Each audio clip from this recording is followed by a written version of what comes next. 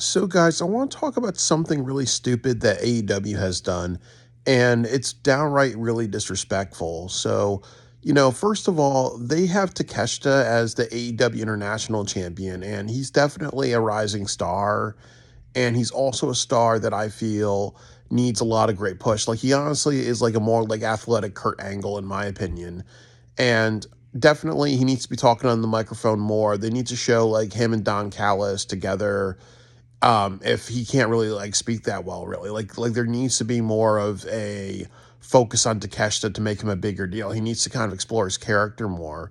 But what certainly isn't helping is the international tournament because it makes no sense. It's probably one of the stupidest tournament ideas that they ever had. So the reason why it's so bad is because what they're doing is that they're saying it's going to be Roderick Strong versus Orange Cassidy, and then the next level is the winner of that's going to face Takeshita, and then the winner's going to face Kenny Omega at AEW Revolution. Usually with a tournament, what you do in something like that really is that you make a wrestler go through a bunch of people, and then if he wins that tournament, they get a contendership, and that just means that they face the champion. You don't do something where you have a champion that's holding a title winning that tournament, and then they have to and then the prize is that they have to face another top wrestler on the card. That makes no sense. That's almost like if you had the AEW, that's almost like if they did the Royal Rumble and you had Cody Rhodes in it and Gunter in it, and the winner of that whole tournament gets a match against John Cena at WrestleMania for the main championship. That does not make sense at all, really, because then you're putting over John Cena over the whole company who's been retired for a while. Maybe you do something special like the winner gets a match with the Undertaker because that's so such a big thing, really. But you don't really do that when you have a tournament where you have actually the champion of that tournament participate, and then they actually are winning a match against a bigger star in the company. Really, that totally makes your champion look like they don't really matter, or they're so secondary, or tertiary, or tertiary. So that's really, really dumb. And then the next thing is also that you main evented fucking Dynamite with Roderick Strong and Orange Cassidy. That's a very clear nepotism move because, AEW loves their Orange Cassidy, really. But that's just a horrible main event. I actually didn't watch it because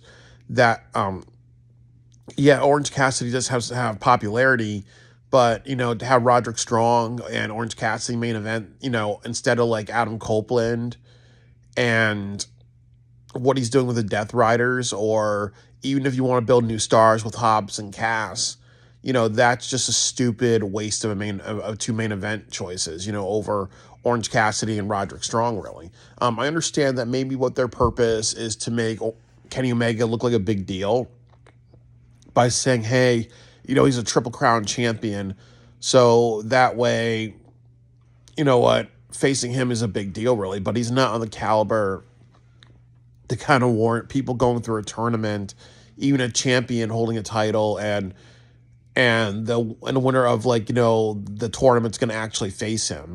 That completely undermines your champion, Takeshita. And then my big worry is that if you have Takeshita lose his championship to Kenny Omega, what happens to Takeshita? He goes down the roster, and then you make the Don Callis family look bad because the Don Callis family has a lot of potential, but they're almost like, they lose all the time. Like they lose every single match unless it's something that doesn't benefit somebody else, really. So like I said, if you're gonna have Kenny Omega and Will Ospreay, obviously Ospreay and Omega are gonna win. If you're going to have somebody else that you're going to have Omega versus Kyle Fletcher, if you're going to have Ospreay versus Kyle Fletcher, obviously Ospreay is going to win. It always seems like, with Don Callis family, they get buried when they have a lot of potential. Don Callis actually gets a large reaction. You look at, the biggest jobber in AEW, Brian Cage, or Lance Archer, where, he's a big man who loses to smaller men, all the time, really. But it's just bad booking. It totally disvalues your champion.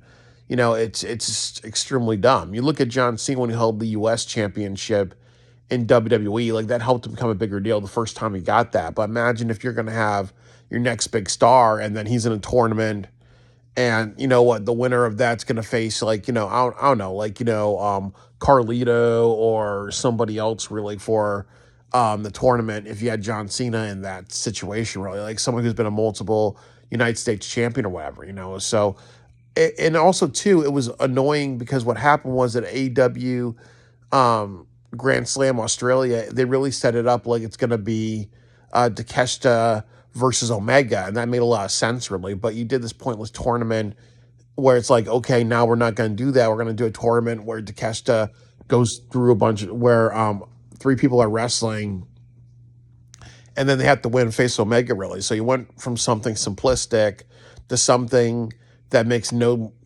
sense. Honestly, the Chewbacca defense by Johnny Cochran makes a lot more sense.